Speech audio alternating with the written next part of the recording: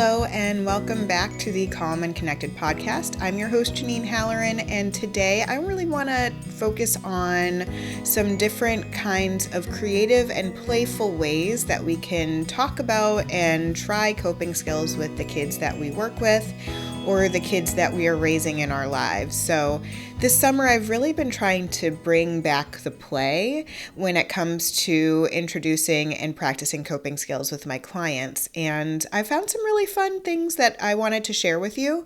So the first thing that I wanted to introduce is the idea of using coping skills as a Jenga game. It started pretty early in my career that I would use Jenga, and I had questions that I would put on Jenga blocks, and it would be a really fun way to engage kids. I typically start with a new client by playing Getting to Know You Jenga, and then I was playing actually with one of my clients, and she made me think of something. This is the way it goes. Sometimes you get kind of inspired when you do the work that you do, and I was inspired. She said something about, we could try doing like flower and candle breathing, or I want to put that on one of these Jenga blocks. Is that okay?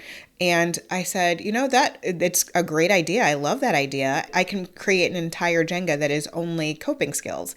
So that inspired me, thought that was really cool. And so I created 54 questions because Jenga typically has 54 blocks in it. And so I created 54 questions and I added those to Jenga blocks. And now I have a coping skills Jenga game.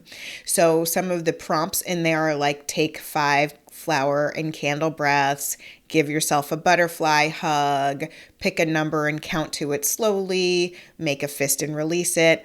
All the strategies that I try to have kids practice and introduce to them and see if they like them, but in a way that is done in a more playful and an easier way for them to start to look at doing these strategies.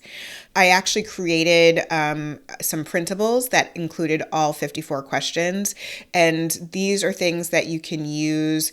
If you're working as a professional, you can use these as things that you do in individual therapy. You can use these as group questions. Like if you have a question box, that's something you can use during lunch group or small group just to get conversations sparking and get kids to practice a few coping skills. And you can pick out the ones that work and the things that you want to try and introduce to the kids as you're going along. For families, the way that you could use this would be during transitional activities. If you are going from, doing having snack after school to doing homework, you could try one of the strategies.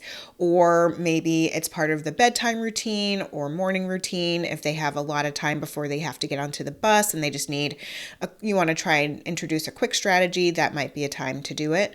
Or when you have downtime on the weekends or after school. Coping skills Jenga has been fun, and I've really been enjoying playing that and seeing how that goes this summer.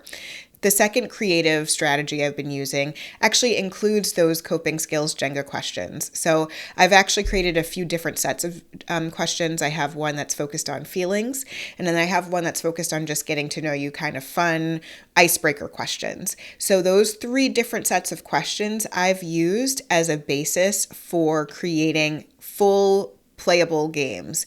So I had a board game that I created this summer where I had different spaces and we had different pieces that we were moving, and you moved your pieces according to wherever you landed. Then you answered a particular question, whether it was one of the coping skills questions, a feelings question, or a getting to know you question.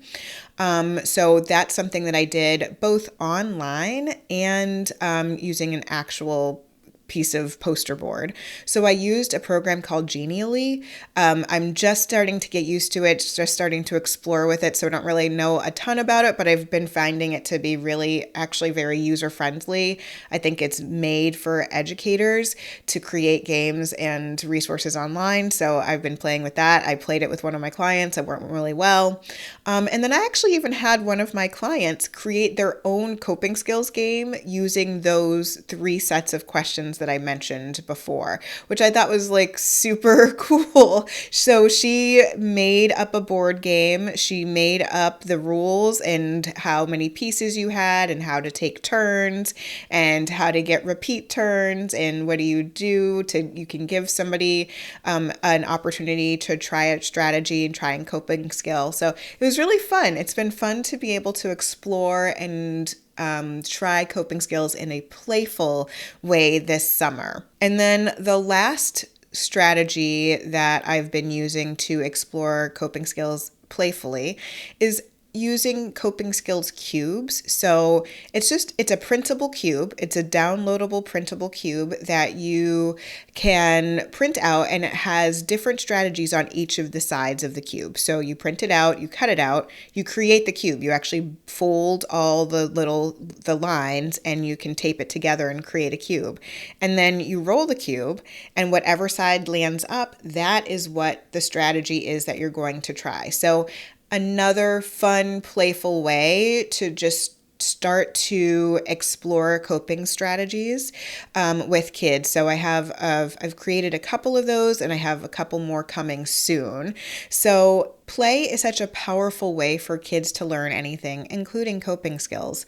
So I recently added a section into the Coping Skills Community Hub called Games and Activities, and this has a ton of resources in there to help kids with identifying their feelings, exploring coping skills, and trying these different strategies in a playful, fun, and creative way. And so within that section, I have these coping skills cubes that I was just mentioning. And right now I have relaxation, deep breathing, and distraction in there.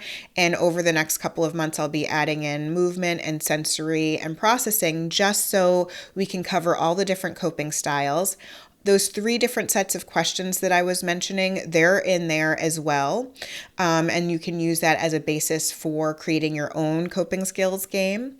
And then there are other things in there like a scavenger hunt, going on a walk in nature, that kind of stuff. So lots of fun ways to explore coping skills in a fun and playful way. And I have just been so sparked this summer to be creative and playful with the new clients that I'm seeing, that it has just made me want to create more games. So I've been wanting to work on that, and I have been working on that, and will continue to add more to the section called Games and Activities. But if you'd like to learn more about these games and see all the other resources that we have in the Coping Skills Hub, including over 100 coping skills, recordings of all the webinars I've done, I've had some courses on coping skills that I have available in there, and I have live Q&As every month that you can attend and ask me anything. So if you want to learn more about that, visit copingskillsforkids.com/hub. Right now there is a 7-day free trial, so you can just hop on in there and see if it's the right fit for you. If you like this podcast, feel free to share it with your friends and colleagues. And as always, don't forget about yourself. Take a few minutes, have a little fun, and have an awesome day.